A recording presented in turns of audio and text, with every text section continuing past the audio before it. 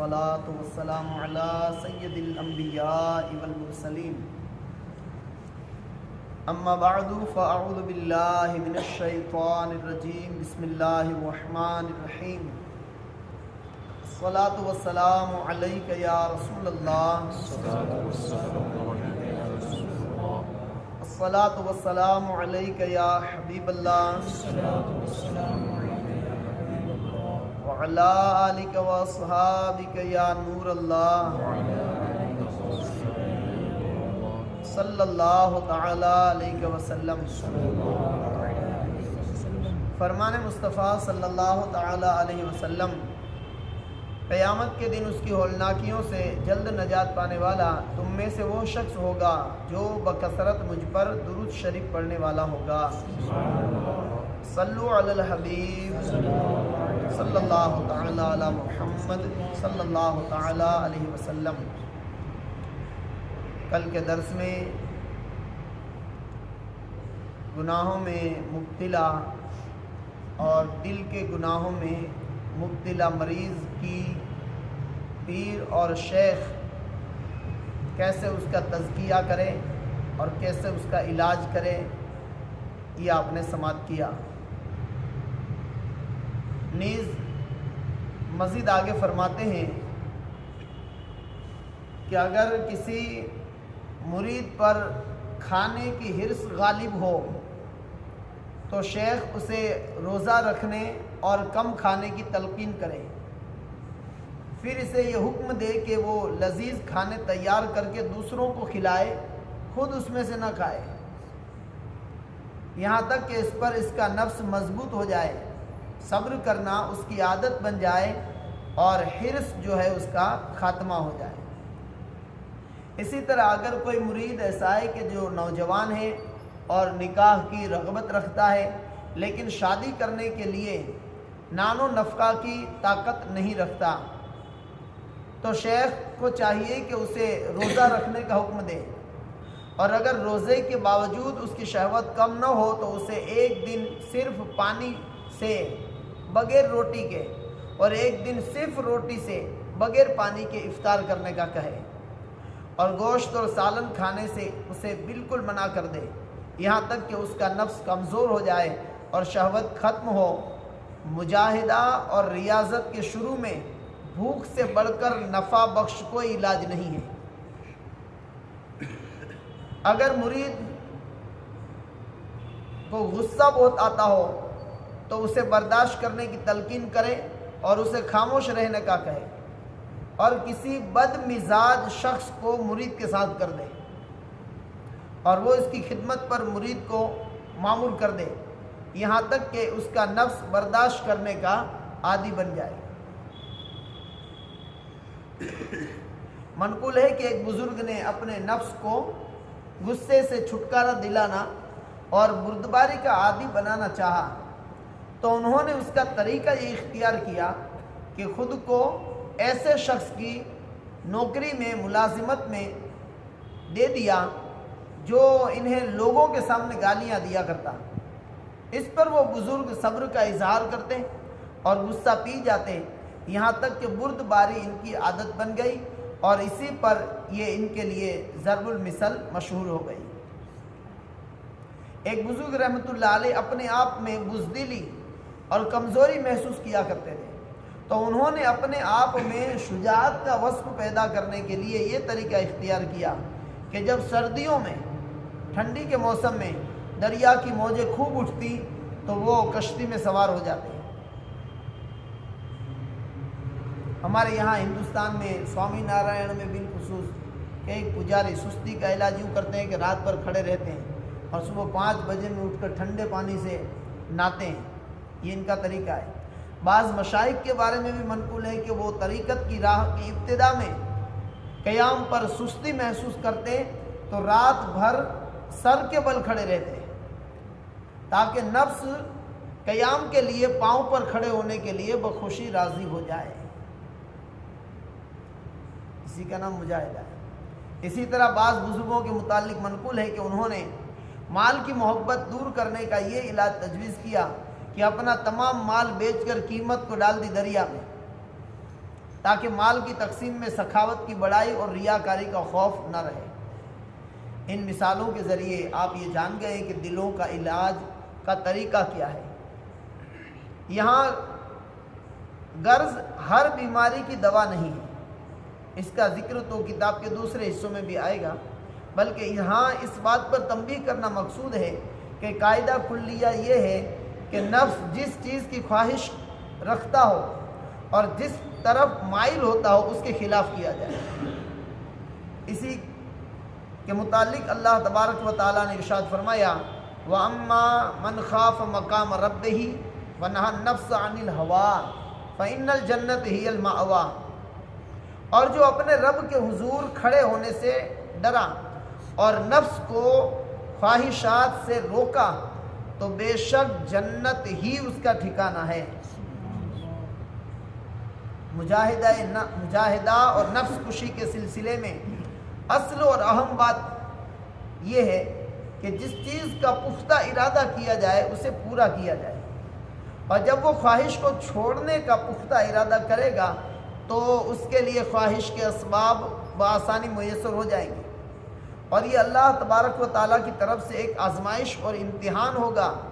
لہٰذا اس پر صبر کرے اور مستقل مزاجی سے کام لے۔ اگر نفس کو عہد شکنی کی عادت ڈال دی تو وہ اسے مانوس ہو کر فساد میں مبتلا ہو جائے گا، لہٰذا اگر اتفاقاً عہد شکنی ہو جائے تو ضروری ہے کہ نفس کو اس پر سزا دے، جیسا کہ ہم نے نفس کی سزا کے متعلق محاسبہ نفس اور مراقبے کے بیان میں ذکر کیا ہے، آگے ہو گیا ہے کتاب میں۔ کیونکہ اگر نفس کو سزا سے نہ ڈرایا جائے تو نفس انسان پر غالب آ جائے گا اور شہوت کو اپنانا اور اس سے اچھا معلوم ہوگا، جس کی وجہ سے اس کی تمام ریاضت جو ہے وہ بیکار ہو جائے گی۔ یہ بات ذہن نشین کر لیجئے کہ انسانی جسم کا ہر عضو، ہر انگ ایک خاص کام کے لیے پیدا کیا گیا ہے، اور اس کے مرض کی علامت یہ ہے کہ وہ کام جس کے لیے اس انگ کو پیدا کیا گیا ہے اس سے بالکل وہ کام صادر نہ ہو، یا صادر ہو لیکن اضطراب کے ساتھ، مشکل کے ساتھ۔ جیسے ہاتھ کا کام ہے پکڑنا، اور ہاتھ کا مرض یہ ہے کہ اسے پکڑنا مشکل ہو جائے، آنکھ کا مرض یہ ہے کہ اسے دیکھنا مشکل ہو جائے، نظر دھندلی ہو جائے۔ اس طرح دل کا بھی ایک مرض ہے، اور دل کا مرض یہ ہے کہ جس خاص کام کے لیے دل کو پیدا کیا گیا ہے وہ اس کے لیے مشکل ہو جائے۔ اور دل کا فعل کیا ہے؟ دل کو کس کام کے لیے پیدا کیا گیا ہے؟ دل کو علم و حکمت، محبت الہی، عبادت اور اللہ عز و جل کے ذکر سے لذت حاصل کرنا، اور اسے اپنی ہر خواہش پر ترجیح دینا، نیز اپنے خواہشات اور اعضاء سے اس کے لیے مدد چاہنا، یہ دل کا فعل ہے۔ اللہ پاک فرماتا ہے وَمَا خَلَقْتُ الْجِنَّ وَالْإِنسَ إِلَّا لِيَعْبُدُونَ، اور میں نے جن اور انسان کو اسی لیے بنائے ہیں کہ میری بندگی کریں۔ تو ہر عضو اللہ کی فرما برداری کرے گا تو ہر عضو بندگی کرے گا۔ ہر عضو کا ایک فائدہ ہے، اور دل کا فائدہ حکمت اور معرفت ہے۔ نفس انسانی کی خاصیت یہ ہے کہ وہ اس کے ذریعے جانوروں سے ممتاز ہوتا ہے، اور یہ ممتاز ہونا کھانا، ہم بستری، دیکھنے اور ان جیسے دوسرے معاملات کی وجہ سے نہیں ہے، بلکہ حقائق اشیاء کی حقیقتوں کی معرفت کے سبب یہ برتری اس کو حاصل ہے۔ چونکہ اشیاء کو وجود میں لانے والا اور انہیں بنانے والا اللہ تبارک و تعالی جو تمام چیزوں کی پہچان تو رکھتا ہے، لیکن اللہ عز و جل کی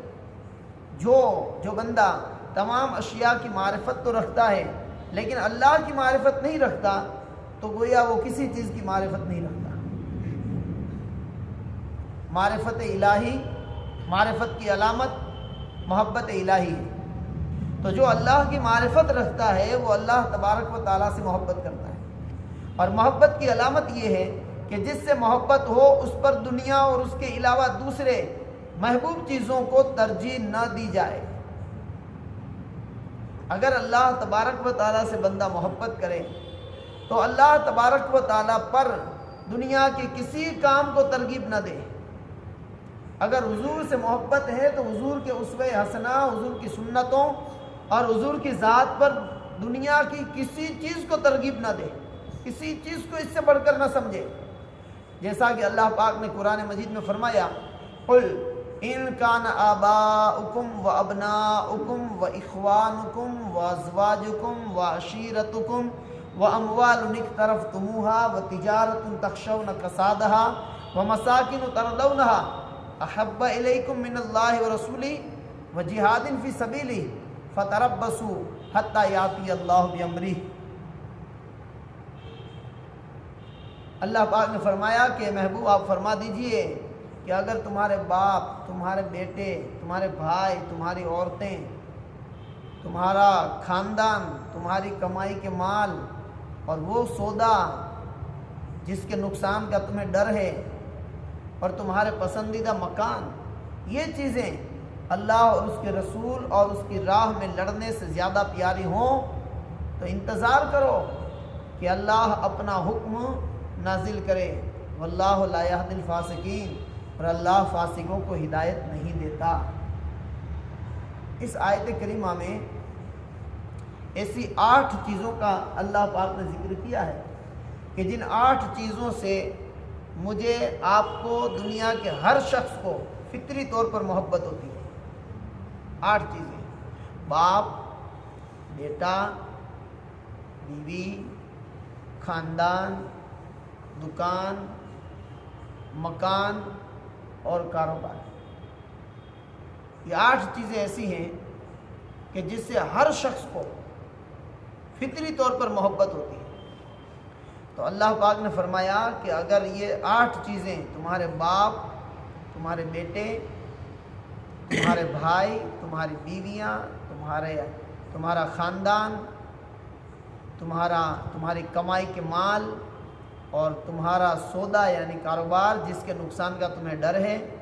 اور تمہارے عالیشان پسندیدہ مکان، یہ 8 چیزیں ایک طرف ہیں اور ایک طرف چین۔ اللہ اور اس کے رسول اور اس کی راہ میں لڑنے سے زیادہ پیاری ہیں یہ 8 چیزیں۔ تو تم انتظار کرو کہ اللہ اپنا امر نازل کرے، یعنی تم اس قابل نہیں ہو کہ تمہیں مومن اور مسلمان کہا جائے، بلکہ تمہیں اللہ عز و جل کے عذاب کا انتظار کرنا چاہیے۔